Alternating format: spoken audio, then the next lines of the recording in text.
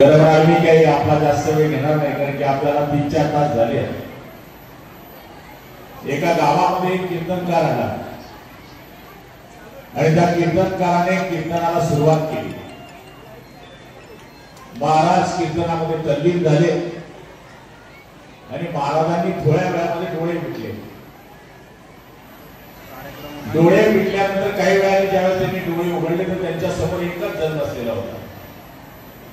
त्यावर महाराज म्हणले, "अरे भक्ता, सगळे श्रोते खाल्ले गेले, तू एकटा कसा बसलास?"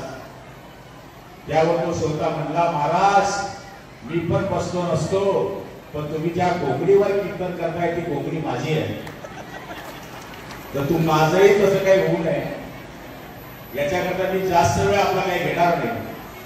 पण इथले सन्माननीय क्षत्रिय जे असतील, परदेशी भैया असतील किंवा जैन भैया असतील, लोकगी असतील, कराडे असतील, यांचे अभिनंदन करेल.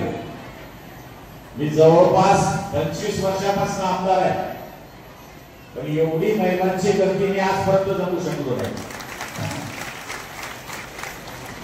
आणि आज मी जे निवडून आलोय ते माझ्या लाडक्या बहिणीमुळेच निवडून आलेलं आहे.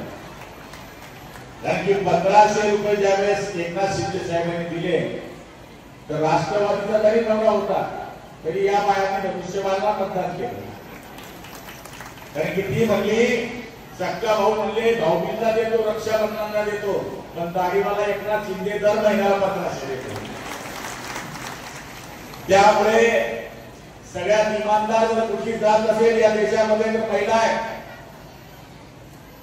आणि एकनाथ शिंदे साहेबांनी जे महिलेकरता काम केलं, ना तू बडा ना मैं बडा, जो मेरे मुसीबत में खड़ा वही बडा. आज आपल्या एकनाथ शिंदे साहेबांनी माझ्या गरीब बहिणींकरता ते काम केलं. या बहिणींकरता काम करत असताना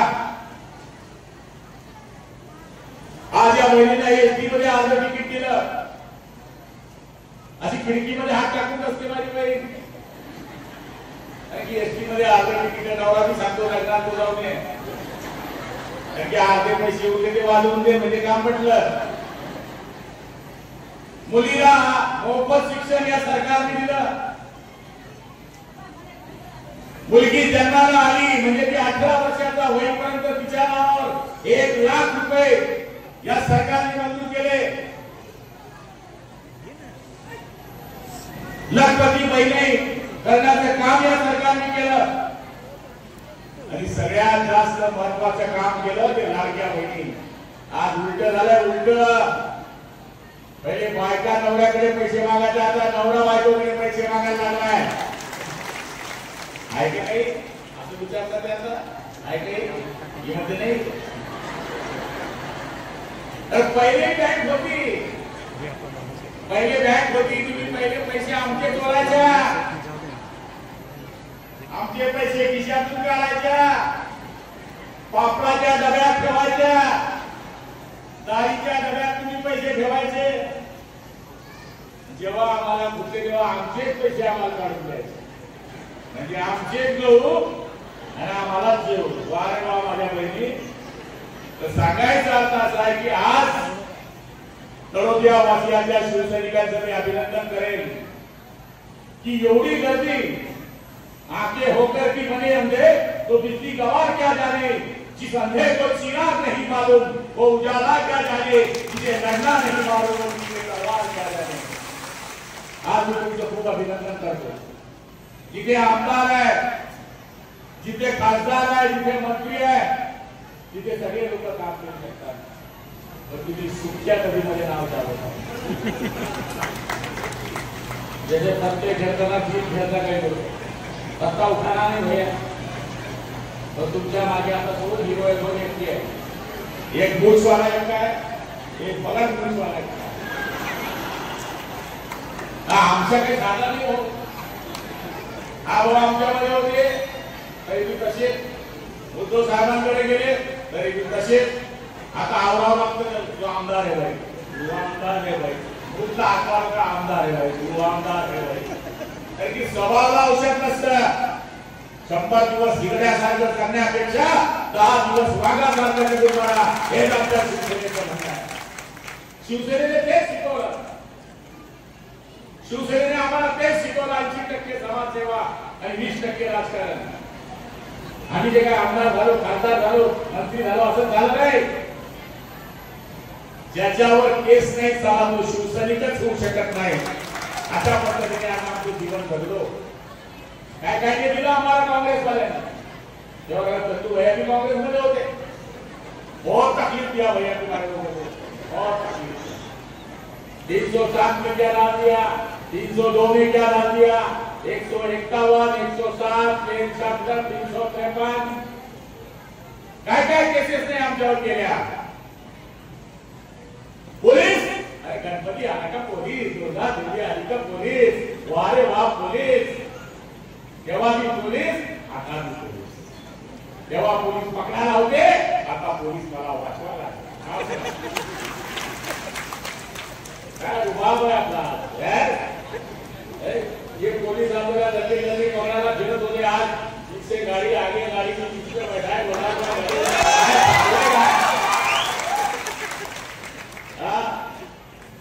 अभी काय श्रीमंताच्या घरी सोन्याच्या चमच्या घेऊन जन्माला आले नाहीये.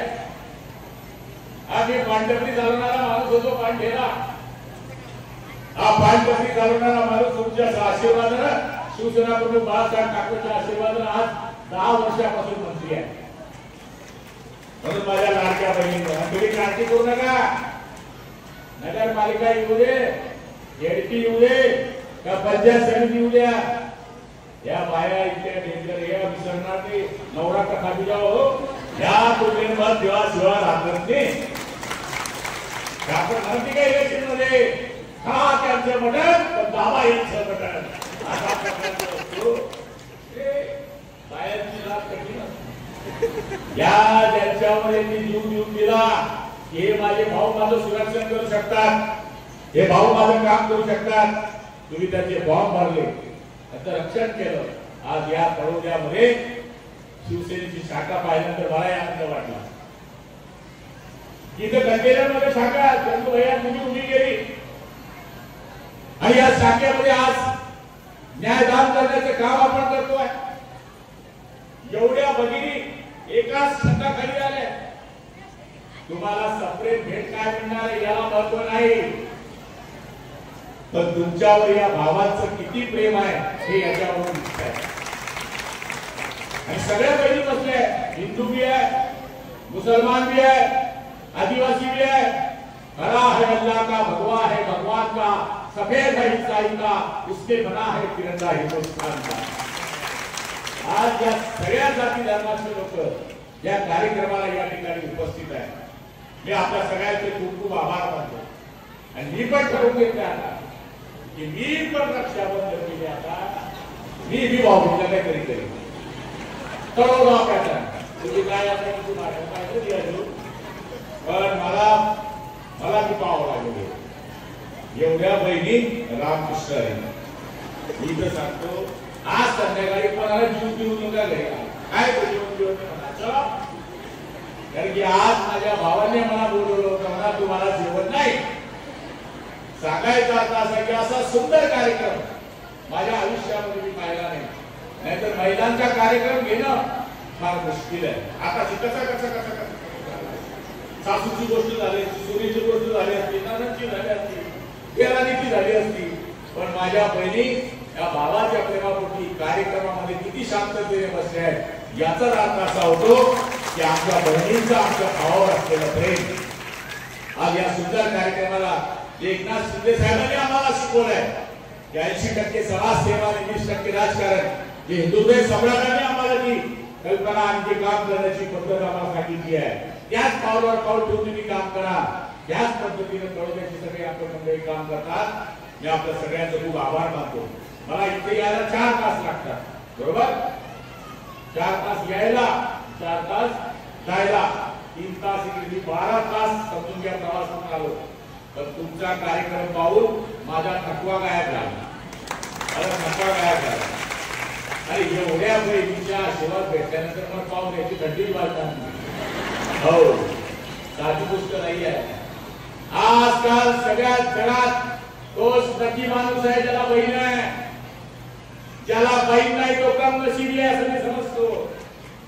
ज्याला बहीण आहे, मला बहीण आहे, मला मुलगी आहे, ज्याला मुलगी नाही तो पण कम नशिबी आहे. कारण की आई नंतर सगळ्यात जास्त कोणी प्रेम करत असेल, किती भावाच्या इस्टेटीवर प्रेम करत नाही, इतर भावाला फोन लावला तर पहिले विचारते की भाऊ तुझी तब्येत कशी आहे. सगळ्यात जास्त भावाची काळजी घेणारी जात या देशामध्ये कोणी असेल तर ती माझी बहीण आहे आणि माझी मुलगी आहे. माझ्या बहिणीचं दर्शन मला या निमित्तानं झालं, त्याबद्दल मी स्वतःला भाग्यशाली समजतो. मला माझी आई आठवत नाही, कारण की मी 6 महिन्याचा असताना माझी आई मोठं केलं, पण आज तुमच्या रूपाने मला माझी आई बहीण सगळी दिसते. तुमच्या आशीर्वादामुळे आपल्यासारखा माणूस हे काम करू शकतोय. मी परमेश्वराला हीच मागणी करतो की देवा आमचं आयुष्य आमच्या बहिणीला लागू दे, तिच्या हाताने आमच्या समाजाची सेवा करू दे. आणि मला खात्री आहे ज्या भावाच्या हातावर बहिणीचा आशीर्वाद असतो, अरे बहीण काय असते आपल्याकडे लागली, अरे 3 पैसे बाहेरचे न करता सासऱ्याचे पैसे, सासऱ्याच्या घरचे नवऱ्याचे पैसे आणते, इकडे साडी घेते, सांगते माझ्या भावाला साडी घेतली. अशी आमची बहीण आहे. या बहिणीची बरोबरी कोण करू शकतं? त्यामुळे आज या बहिणीच्या कार्यक्रमाला मी येऊ शकतो, त्याबद्दल मी स्वतःला भाग्यशाली समजतो. आणि या बहिणींना मी आज भेटू शकलो. तळोद्यावासियांना खूप खूप धन्यवाद देतो की इथं सगळ्या जाती धर्माच्या माझ्या बहिणी आहेत. खरंच एवढ्या नशिबात बहिणी मला बघायला मिळाल्या, त्याबद्दल मी सगळ्या बहिणींचे आभार मानतो. जवळपास 5000 कुटुंबांना ही भेट दिली जाणार आहे. ज्या वेळेस ही भेट देत आपण देत असाल त्यावेळेस आमच्या बहिणींच्या मनामध्ये हाच मला विचार येईल की हो आमचे सख्खे भाऊ ज्याप्रमाणे आहेत त्याचप्रमाणे शिवसैनिक सुद्धा माझे सख्खे भाऊ आहे. अशा पद्धतीने विचार त्याच्यामध्ये पक्का होईल. आई जगदंबा तुम्हाला उदंड आयुष्य देवो, बलवंत शक्ती देवो अशी देवाच्या चरणी प्रार्थना करतो आणि माझ्या बहिणीची चरणी प्रणाम करून माझे 2 शब्द संपवतो. जय हिंद, जय महाराष्ट्र.